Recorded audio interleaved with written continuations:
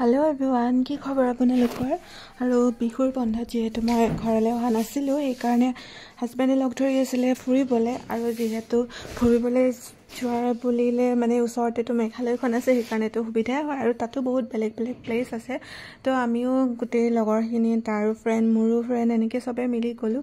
আৰু ফাৰ্ষ্ট আমি গ'লোঁ কাংচুৰী ৱাটাৰফল। মেঘালয়ৰ পৰা অলপ ভিতৰলৈ যাব লাগে, অলপ দূৰ।